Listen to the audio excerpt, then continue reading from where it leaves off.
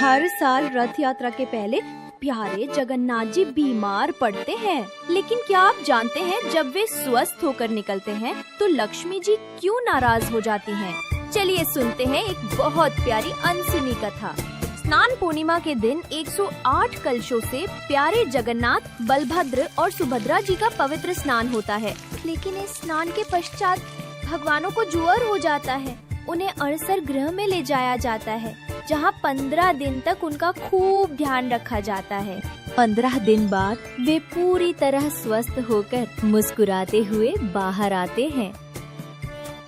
प्रिय लक्ष्मी, मैं बलभद्र और सुभद्रा के साथ गुंडीचा मंदिर जाना चाहता हूँ।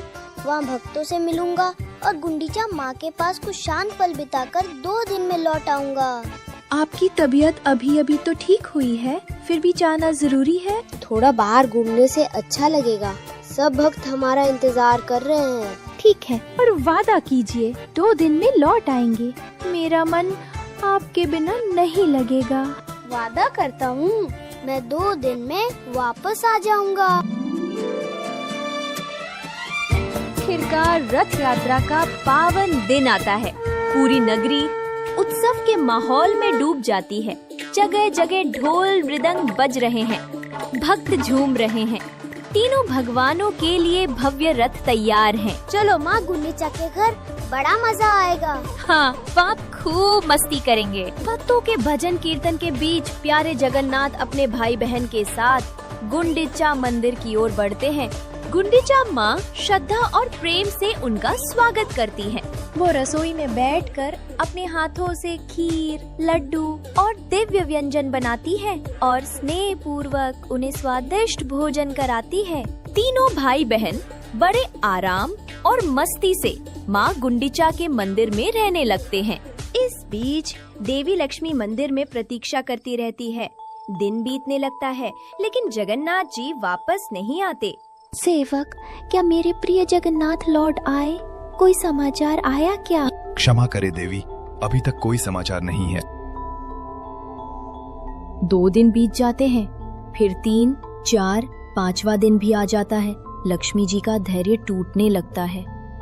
2 दिन कहकर गए थे और अब 5 दिन हो गए, फिर भी नहीं लौटे। क्या उनके वचनों का कोई मूल्य नहीं है? मैं यहाँ उनकी प्रतीक्षा में बैठी हूँ। क्या मेरी कोई अहमियत नहीं है?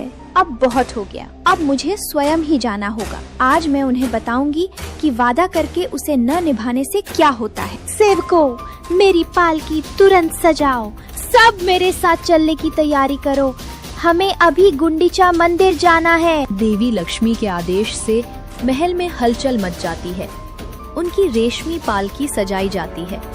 पुजारी और सेवक दल ढोल नगाड़ों के साथ लक्ष्मी जी के साथ चल पड़ते हैं। लक्ष्मी जी पूरे राजसी ठाट बाट के साथ गुंडीचा मंदिर की ओर प्रस्थान करती हैं। नगर भर में ये चर्चा फैल जाती है कि माता लक्ष्मी क्रोधित होकर स्वयं भगवान को लेने जा रही हैं। सभी सहमे हुए हैं कि आगे क्या होगा। प्रभु, माता लक्ष्मी गुंडीचा मंदिर की ओर आ रही हैं और बहुत क्रोधित हैं। ओह, मैं तो वादा ही भूल गया। अब तो वे अवश्य नाराज होंगी। क्या करूं?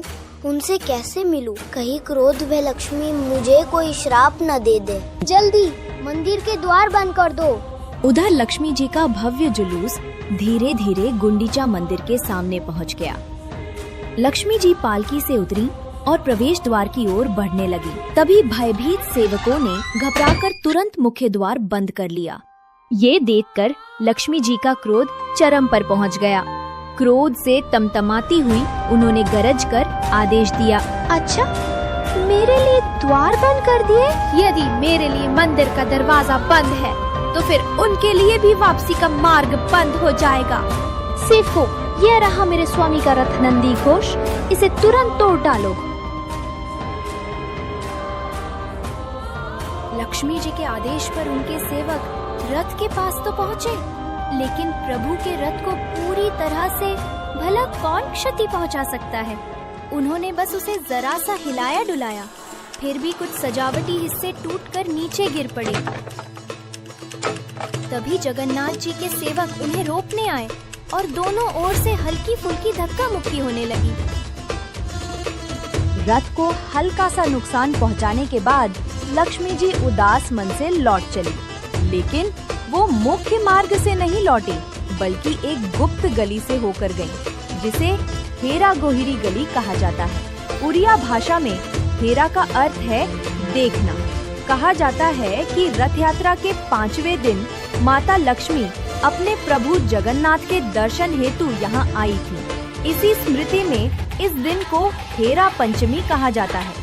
लक्ष्मी जी लौट तो गयी, पर क्या वे इतनी आसानी से जगन्नाथ जी को क्षमा कर देंगी?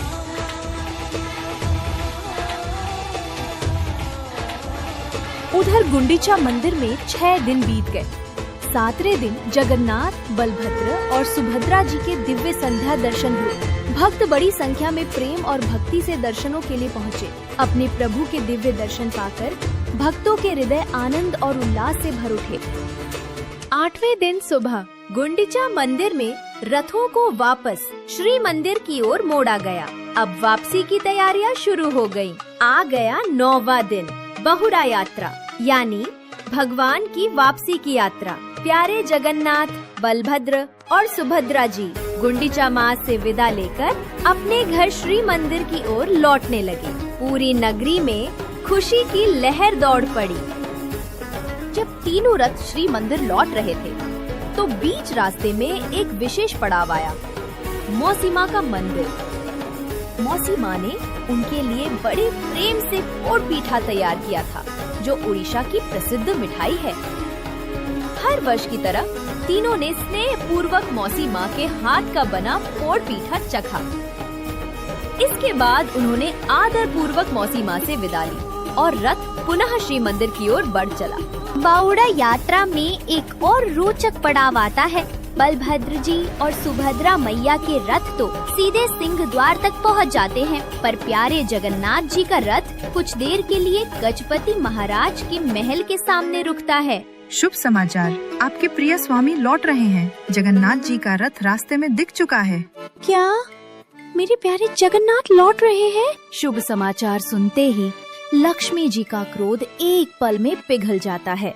वह तुरंत श्री मंदिर से बाहर निकल आती हैं और सामने जहानी मंडप में आकर खड़ी हो जाती हैं, जहां से दूर सड़क पर अपने प्यारे जगन्नाथ जी के रथ को आते हुए देखती हैं। फिर लक्ष्मी जी रसोई घर के रास्ते पीछे की ओर से होती हुई भेंट मंडप पहुंचती हैं। 9 दिन बाद आखिर उन्हें अपने स्वामी के दर्शन होते हैं। इस शुभ मिलन को लक्ष्मी नारायण भेंट कहा जाता है। जगन्नाथ जी अपनी विशेष फूलों की माला लक्ष्मी जी को अर्पित करते हैं। देवी लक्ष्मी श्रद्धा से रथ की परिक्रमा कर दर्शन करती हैं। दर्शन के पश्चात वे प्रसन्न मन से श्री मंदिर लौट जाती हैं। उनका क्रोध भले ही शांत हो गया हो, पर क्या वे सचमुच जगन्नाथ जी को इतनी आसानी से माफ कर देंगी? वो तो आगे पता चलेगा। थोड़ी ही देर में नंदी घोष रथ भी श्री मंदिर के सिंह द्वार पर पहुंचता है। नीलाद्रि विजय के दिन तीनों देवताओं के श्री मंदिर में प्रवेश की भव्य तैयारी होती है। बलभद्र जी और सुभद्रा मैया तो सीधे मंदिर में प्रवेश कर जाते हैं, लेकिन प्यारे जगन्नाथ जी बाहर ही रुक जाते हैं, क्योंकि देवी लक्ष्मी के आदेश से उनके लिए मंदिर के द्वार बंद कर दिए जाते हैं। जगन्नाथ जी के सेवक भी द्वार के बाहर से देवी लक्ष्मी से क्षमा याचना करते हैं, लेकिन लक्ष्मी जी अभी भी मन ही मन थोड़ी नाराज हैं। उन्होंने इतने दिनों तक अकेले जो इंतजार किया, उसका शिकवा तो बनता है। आखिरकार जगन्नाथ जी अपनी प्रिय लक्ष्मी को मनाने के लिए ढेर सारे रसगुल्ले और सुंदर फूलों की माला लेकर आते हैं। देवी लक्ष्मी अपने स्वामी की विनती स्वीकार कर लेती हैं। फिर दोनों हंसते हुए एक साथ मंदिर के भीतर प्रवेश करते हैं और इस तरह हर साल रथ यात्रा का ये मधुर मिलन हमें याद दिलाता है कि प्रेम में रूठना भी है और मनाना भी। यदि आपको ये दिव्य कथा पसंद आई हो तो इसे लाइक, शेयर और चैनल को सब्सक्राइब करना ना भूलें। जय जगन्नाथ।